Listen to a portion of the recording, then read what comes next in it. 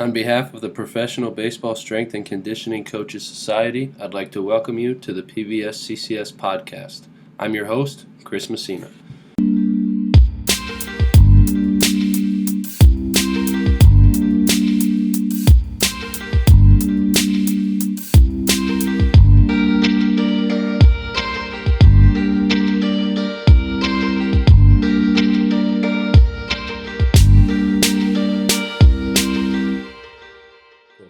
All right, everybody, I'm here with Grace Cullen of the Tampa Bay Rays organization. Grace, thank you for coming on. Appreciate your time. Tell the listeners about yourself, if you would, please. Yeah, for sure. Thanks for having me. So my name's Grace. I was born and raised in Columbus, Ohio. I kind of swam all throughout college, played water polo in high school a little bit. Growing up swimming, you kind of don't really get into lifting very much. I feel like that's kind of the stereotype of swimmers is they don't really like to get into the gym, but at least that's how it was when I was a swimmer. I know that it's different now, but yeah, so after high school, I know I wanted to swim in college. I was kind of, figuring out where I wanted to go, but I wasn't fast enough to really go to one of those big D1 powerhouses. So I went to a mid-major in Evansville, Indiana.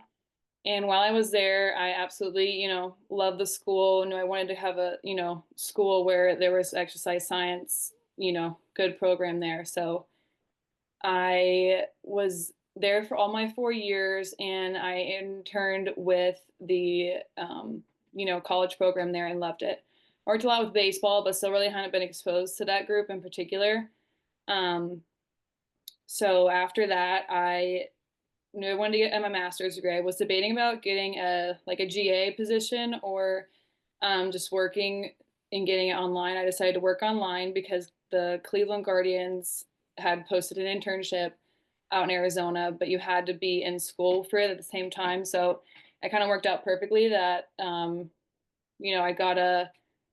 got accepted into the University of Florida, their program for their applied kinesiology and physiology. So yeah, worked out in AZ for about 6 months, 5 months, 6 months. Worked with some great guys, and it was my first time being in pro ball, so I didn't know what to expect. I was very fresh, out of college. But yeah, it was a great experience, and I absolutely loved it. Worked with a lot. They threw me in the ringer, which was good. They're really good org for that, and development. So yeah, I worked with rehab there. The complex league, they had worked in there through August to or October. So they had all their, strength camp and whatnot. So I got exposed to a lot of different athletes, which was good. But after that, I was really stuck with pro ball. So I knew that I wanted to continue doing that, but was also doing a master's at the same time. So that was pretty tough. But in December of that year, I applied to a bunch of orgs, and then ended up working with St. Louis for 2 years at the complex. And, that was a really good, 2 good developmental years for me. But I left in 2023. I wanted to, experience the college sector and kind of hone in on, my craft and my tune and whatnot. So after that, it was October of 2023. And I was probably out of a job until February of 2024. It was really, really tough finding a position, I think, coming out of pro ball and then into the college sector. It's not that I didn't apply to other pro jobs, but I did really want to do the college setting and do my own programming, and finally got a job, worked at Queens for about, I think it was 10, 11 months, worked there. And Queens was great. It was a lot. I was working with 4 teams at one time, hadn't really had an experience in the college sector, worked with men's, women's soccer. That was completely different for me. I never worked with any of those athletes with that kind of energy system. Baseball's very, very different, very different, injuries that the athletes are experiencing, very different, group. I was working with females for the first time. So it was a lot, but it was really good. I also worked at a D1 at that time too, just to get some more money. So yeah, I was working 2 jobs. That was last year. And then I was just kind of looking around at jobs last winter, and the Rays job got posted, and I immediately applied to it. I heard, heard great things about the Rays for their, player development and just overall good things with the org. And then got hired there, started in January, and yeah, worked there this past year, and it's been my favorite experience ever. So Yeah. And what level were you at with the Rays this year? I was in high A for them in Bowling Green. High A, got you. So baseball just sucked you back in. You just drew you right back to it, huh? Yep. Went right back into it.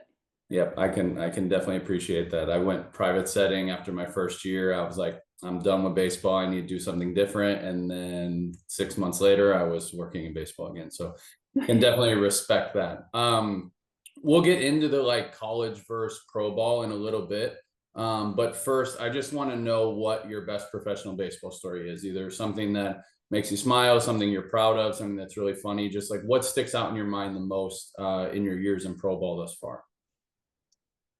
I mean, you have a lot at the complex. You're exposed to so much, but I think for me, being an affiliate has been so much fun. You know, you're with those guys day in and day out. It's completely different than the complex. I don't really know what to expect, but I never clinched before. And this year we clinched 2 times. So that was probably the most fun. The first time we clinched, it was storming out, you know, and then we all went and celebrated after that. In the cages. So it was really cool, and it's just fun to celebrate with a group of guys that you're with all year. It's it was very fun. Did you guys end up winning it all? No, we won the first half and second half of playoffs, and we went to the playoffs, and we ended up losing both in the first half. So tough, Gotcha. but the guys had a good year. Good. And you had a good year? Yes, yeah, I loved it. It was great. Okay, wonderful. What do you believe in within strength and conditioning that others think you are crazy for believing?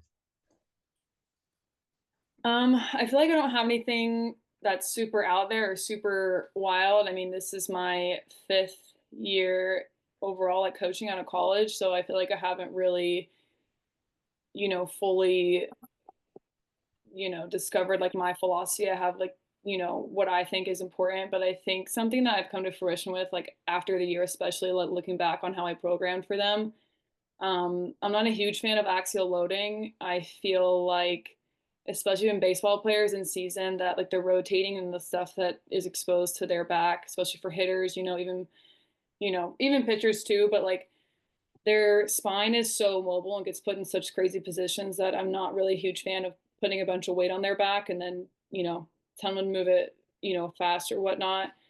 Um, Obviously it depends on the athlete too. Like some guys who are college guys who come in and have, a lot of experience lifting in college, with, doing barbell back squats and whatnot, like in season, I think it may be different. And like we did a lot of like quarter squats, box squats and stuff too. So like it's less taxating, on the muscles and tendons, but I still think though, like putting a load on your back is and compressing the spine when it's already, exposed to so much can be a lot for them. So that's kind of like, and like it's not that we didn't do it in season, like we definitely did it, but looking back on things that I would probably modify for next year is I probably would do less of it just because I don't think, the bang for the buck, I don't think it's worth it to do that.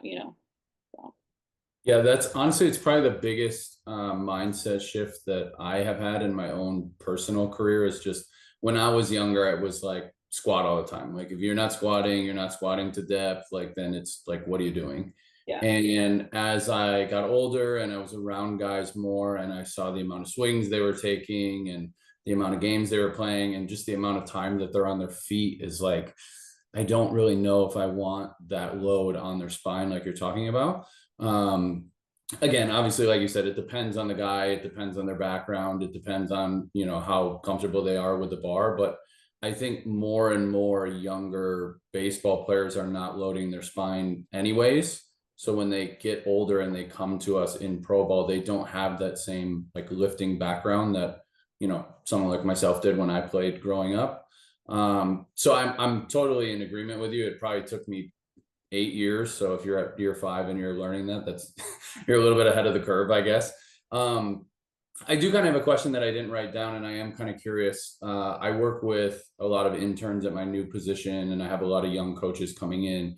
Is there anything that you feel like education wise would have helped you now that you kind of missed out on when you were younger in the field? Do you know what I'm saying?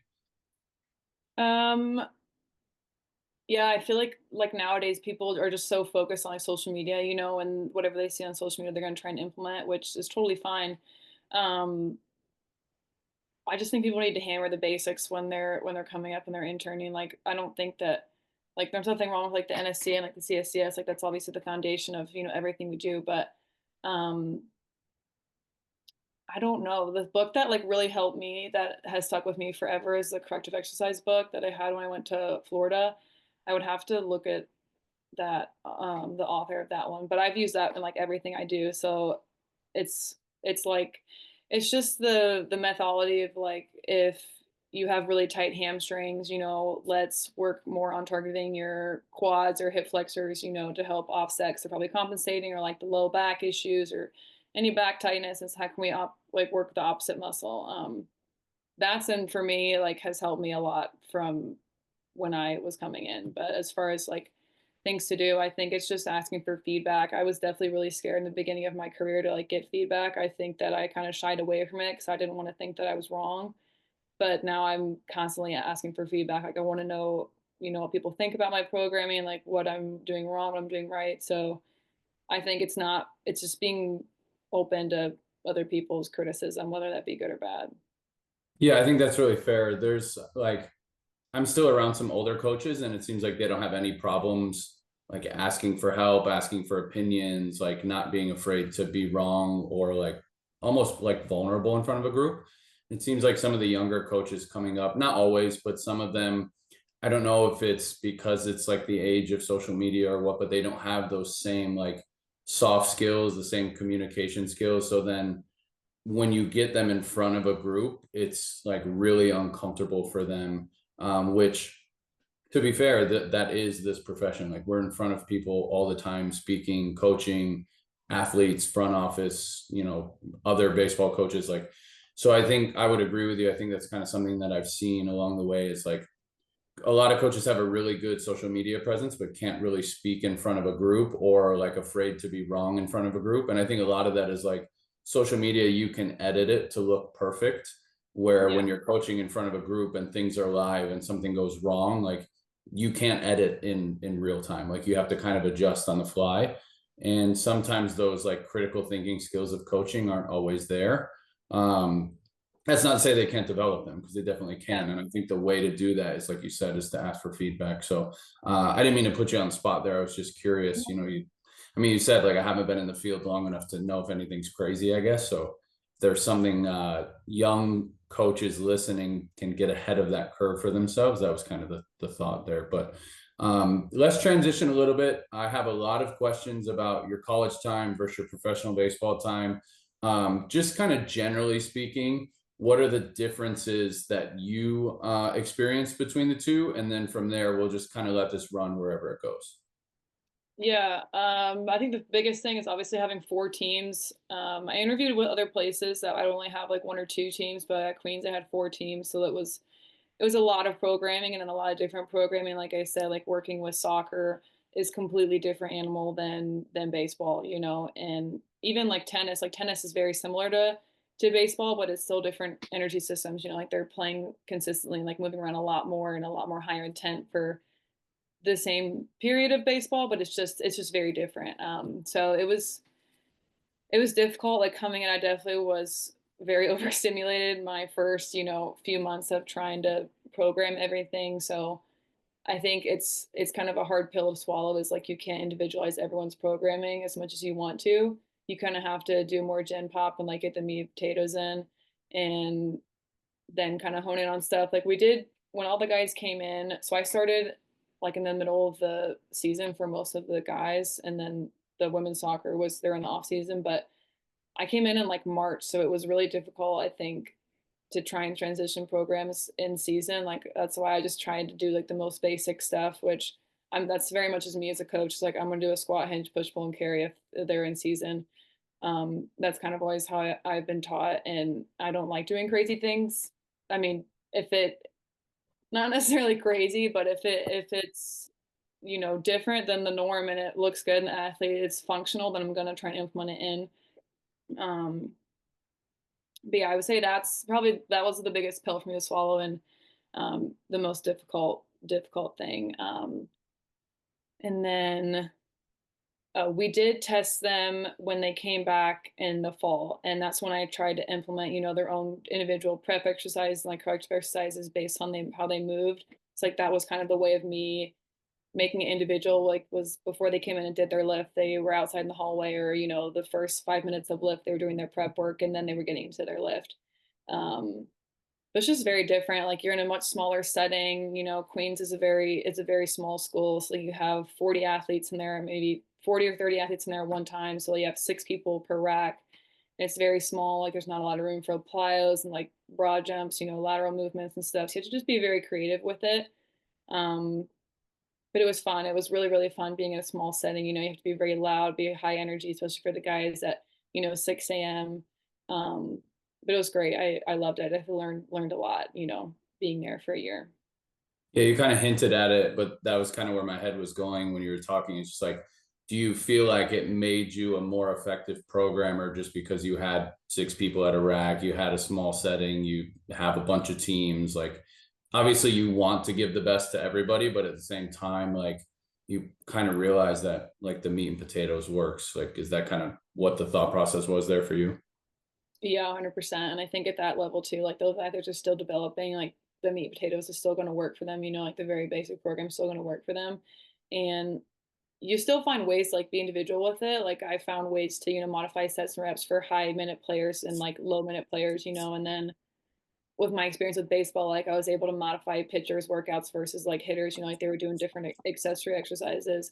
And with tennis too, like different accessory exercises and like injury prevention prep that we would put in their programs. But yeah, it's very different. You're gonna have to be creative, and it's really easy to get, I think, lost in it too. I was there this past weekend and talking with some of the girls, and I feel like I fell victim to, if a girl has like knee issues that are bugging her, I was just okay. I'll just modify on the fly, but like I needed to be better about doing that like prior to the workout. And I feel like this year I've really tried to do that with the 28 guys that I had, versus the 100+ athletes. But that's something that you're always going to have to deal with, is if an athlete comes in and they're like, well, today, I was sore here, like felt this here, and then, but that's a whole nother another story. You have to talk to the trainer, and go over that. But yeah, it was a good experience for sure.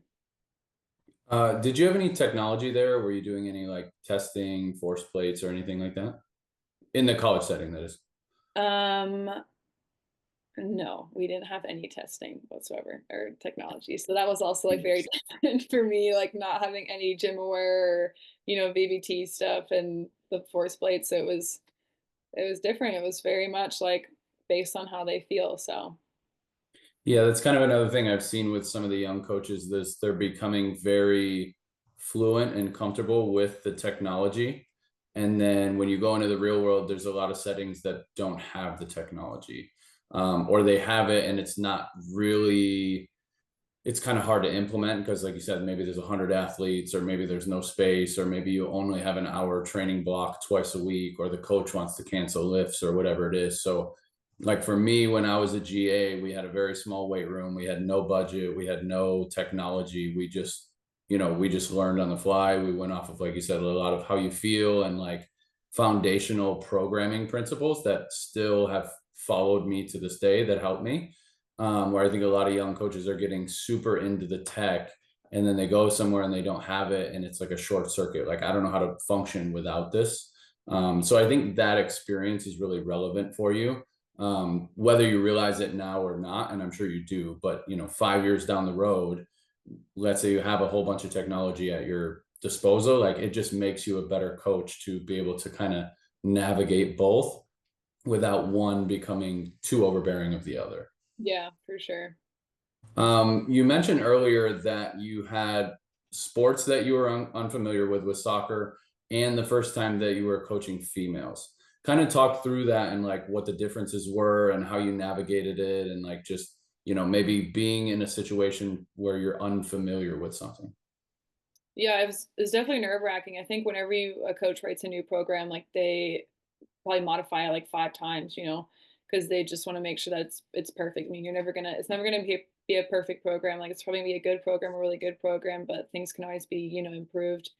and modify based on how the athlete's feeling. But yeah, I was definitely very nervous coming in and working with soccer athletes. I reached out to a bunch of people, my coworkers, my mentors and stuff that I'd worked with in the past. I talked with my high school strength coach a lot, who has really helped me with my own, programming and development as far as strength coach. So, and obviously did my research, but it was difficult for sure. I think the hardest thing for me was the running. I had never programmed any like conditioning in baseball. Even pitchers and position players is very different. But then trying to program like a 20-mile week in preseason for soccer players, I was like trying to put the numbers together and put the yardage together for the girls and the guys too, and it was just so challenging. Whether it be like on the Monday we did like tempo runs, or we did like the 100-yard striders. It was how can I get that day up to 3,000 yards, and then later in the week we're doing other like change of direction stuff. But then it also has to be at like different intensities, and then it was a whole ordeal because they were getting the turf redone at Queens. Like we didn't have a place to train and like use. So it was a lot of challenges, I think, for me in that sense, but it made me a lot better, and I became a lot more well-versed, because if I was still in pro ball, like I would never have been exposed to that and like had to do that. So it made me a lot better about calculating the yardage and like being just aware of that. But yeah, that was probably the scariest thing, was trying to write the conditioning program for them. But it was good. It was good. We had a lot of conversations, even with the athletes too, about it and like how they felt. Because I'd never programmed like a 300-yard shuttle run before, and or what was the Spark, the Nike Spark or the yo-yo.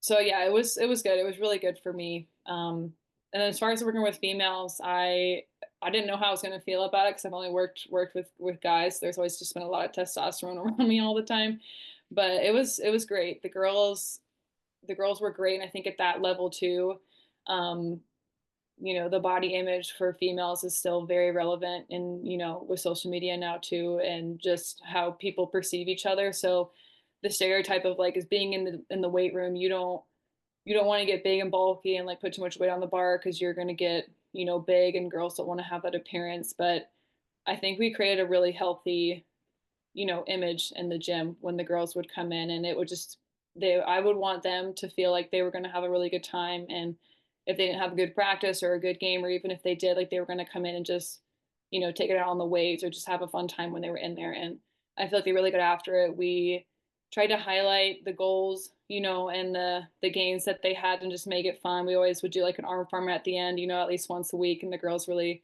really got into that and like that. So um yeah, it was a good experience working with them. I feel like they've definitely become, more aware of their bodies, and been okay with lifting after that. All right, everybody, that's going to conclude part one of this two-part interview with Grace.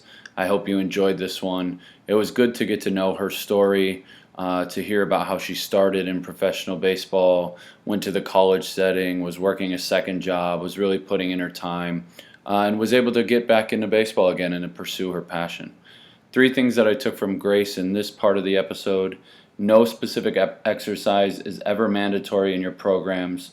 You should understand the demands of the sport and program accordingly. Don't be afraid to get feedback about your coaching and programming, and lean on mentors to help prepare you for new or unfamiliar opportunities. With that being said, I hope you enjoyed this episode, and we'll talk to you again on the next one.